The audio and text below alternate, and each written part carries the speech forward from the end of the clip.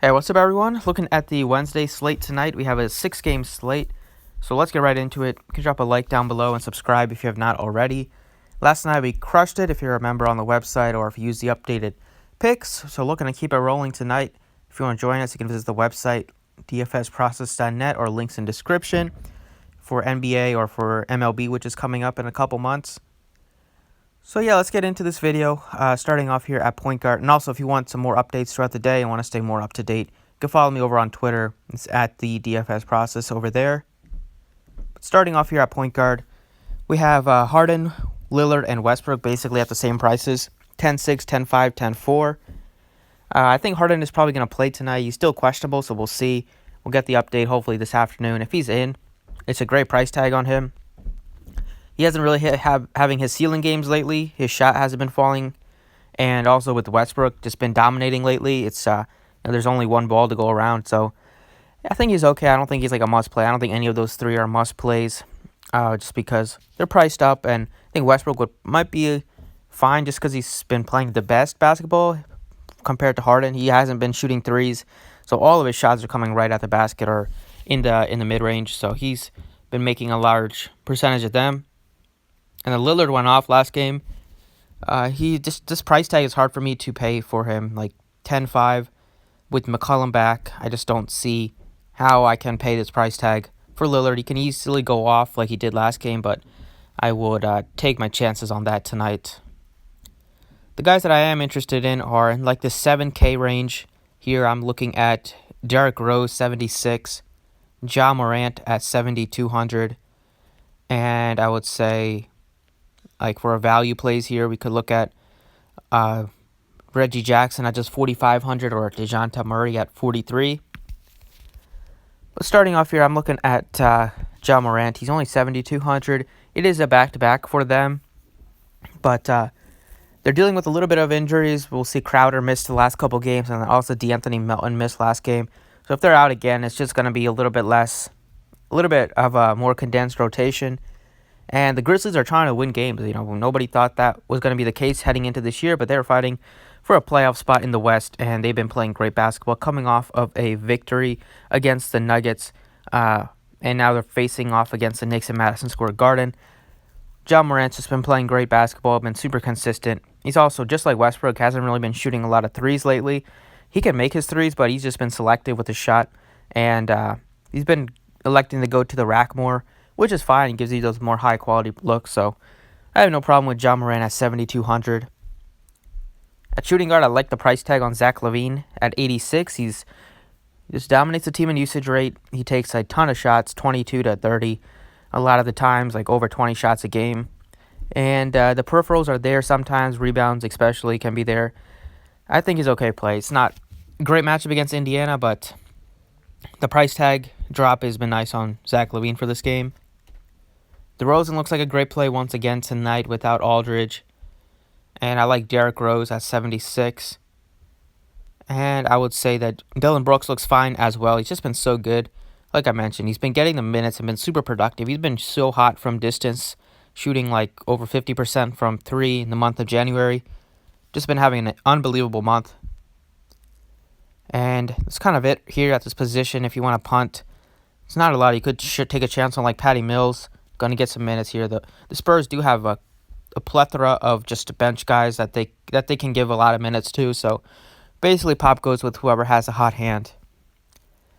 But over here at shooting guard, I'm looking at Derrick Rose at 7,600. Just feel like it's a good spot for him. He's at a good price. I mean, he's not at a great price point, but it's one of those matchups where I think he's gonna go off against Kyrie Irving. He's not a good defender. Also, Andre Drummond is questionable. If he misses, then Rose should even have more usage going towards him, and the minutes have been up on him definitely.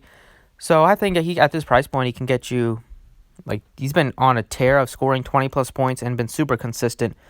Has a high usage rate. The ball really goes through his hands on offense. So I think he makes for a good play with not a lot of options right now. Hopefully we'll get some more value throughout the day. Over at small forward, it's DeRozan, I like Gallinari, and I would say they kind of priced up some of these Rockets guys, but we'll have to see if Harden is in or out. If Harden's in, then I'm not interested in any of these Rockets, like the role players. And I would say you could look at like Bruce Brown if he happens to start, and well, actually, he probably won't start with Reggie Jackson back. I think Gay looks fine at 3,600 just without Aldridge, but DeRozan is tough not to play right now, just with the information we have on the slate. He dominates the usage rate, gets a nice bump in production without Aldridge on the court. Going to play 35, 36 minutes. It's not an easy matchup, but they're at home here against Utah, and if this game is going to stay close, it's going to be because of DeRozan. He can go off here at a decent price point. I mean, he's not cheap, but he's not overly expensive either. Over at power forward, I'm looking at Sabonis is priced up, but if Turner's out, then he would make sense to get up to at 94, one of the better spend-ups on the slate. I'm definitely looking at Bjelica, 67, Jaren Jackson at just 64. TJ Warren, if Brogdon is out, I could go back to him as well. And I would say that if Drummond does happen to miss, you could always go with Christian Wood at 4,500, or even Thon Maker, 3,800. And Trey Lyles is cheap as well, 3,700 for him. But right now at this position, I'm definitely liking some Bjelica here. They played really small last game against Minnesota. That's why Bjelica saw 41 minutes. The game also did go into overtime, and they had an unreal comeback in the fourth. But we've seen just them not like Dwayne Dedmon very much at all. So any chance they get to go small, even they were going small against Karl Anthony Towns. So there's a great chance that they close this game with Fox, Bogdanovich, Hield, Barnes, and Bjelica. And Bjelica playing the 5 is going to give him lots of rebounding opportunities. And he's been such a good shooter as well this year from distance. And overall, he's always been a good shooter. But now that he's getting the minutes, we're really seeing him be a great player. And at 6,700 at home against OKC, if he's going to get a lot of those center minutes again tonight, I'll be more than interested. The Capella is questionable. We'll see if he can give it a go or not. I'm definitely looking at Valanciunas and Jackson. They're two of my favorite players to go to at this position instead of paying up like 80. I think Whiteside's good as well, but I'm not paying 8,300 for Julius Randle at this position. But I like Jakob Poeltl. 56 for Poeltl. He's going to get a lot of minutes tonight against Gobert unless he just fouls out quickly. He got 36 minutes in a matchup where they could have easily played Trey Lyles at center against like stretch 5s from the Bulls. Cornette was a stretch 5 pretty much, but they gave him a lot of minutes and he was productive, and he should get a lot more. I mean, the same opportunity tonight. It's not at the same matchup, but he still can get you like 6 to 7x upside at this price point. And then over at guard, there's not a lot of value right now.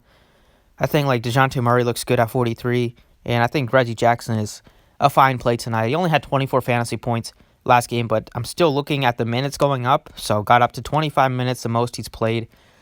I think sooner rather than later, he's just going to get up to like 27, 28, maybe even 30, and they're not going to let anybody know. So if you happen to get him when he gets up to like those minutes, at this price point, it's going to be a really good day for you, hopefully.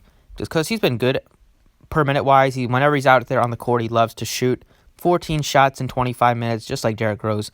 So they probably will and I assume they should, kind of rotate the minutes between Jackson and Rose when Rose is out there. Even though if they start alongside each other, they should kind of manage their minutes so they're not on the court together, because that would kind of cut into Derrick Rose having a guy that shoots as much as Reggie Jackson does. But that's kind of it, what I'm looking at for DraftKings right now. For Fanduel, I got some pretty good plays, I think, as well at this position. Point guard, I'm not really interested in. Could get up to Westbrook if Harden's out, but if Harden's in, then I don't think I'll get up there at that price. I'm definitely looking at Fox a little bit at 81, but I'm kind of looking at the same players I mentioned. Derrick Rose and John Moran at this position. And we'll see. Brogdon, if he's in, then McConnell and Holiday become just no interest plays at all. And not a ton of value at this position, but you do have Patty Mills. You could take a shot, and then you have Jackson and Murray. But John Morant's going to be my guy once again. Tonight at this position, over at shooting guard, if Harden's in, He's at a good price point on Fanduel at 10.7. But really, DeRozan is tough not to pass. It's tough to pass up at 7,900. And then in this range, I'm looking at Dennis Schroeder and Dylan Brooks. If Brogdon is out, then Jeremy Lamb is also a great play at 4,400. And I don't mind going with Bogdanovic either at 4,400. But DeRozan looks good. Small forward, it's once again not a position to pay up for at this spot. You have Gallinari at just 6,200. So for me, it's Gallinari at 62. It's Marcus Morris 58. It's Bogdanovic at 57. And TJ Warren at 57 as well, depending on Brogdon's news. And if you want to punt, you would be for Trevor Ariza, who's down to 3,700. He's going to see 30-plus minutes. He's not a great permanent guy, but we've seen every once in a while he's going to have a good game. I would definitely take a shot on Ariza if I had to go cheap at this position. But I'm liking Gallinari in this matchup against Sacramento. He's probably going to start off the game being matched up against Bjelica. Both are kind of the similar players, like to shoot a lot of threes, good shooters. But I think Gallinari is definitely going to have an advantage there just in terms of speed. Bjelica is not the fastest guy out there on the court. Power forward, I'm looking at definitely Sabonis. Looks amazing tonight. Even if Turner's in at 8,500 at this position, he looks good. Bjelica looks great at 6,400. Jackson looks great at 6,400 as well. And for value, could be Christian Wood would be a great play if Drummond is out. But I'm liking paying up for Sabonis compared to 94 on DraftKings. 85 on FanDuel is just a huge bargain. And then at center, there's really just one guy that I'm really interested in. And that's going to be Jakob Poeltl. That's going to be the guy I want to build around tonight. Going cheap at center, paying up for other positions.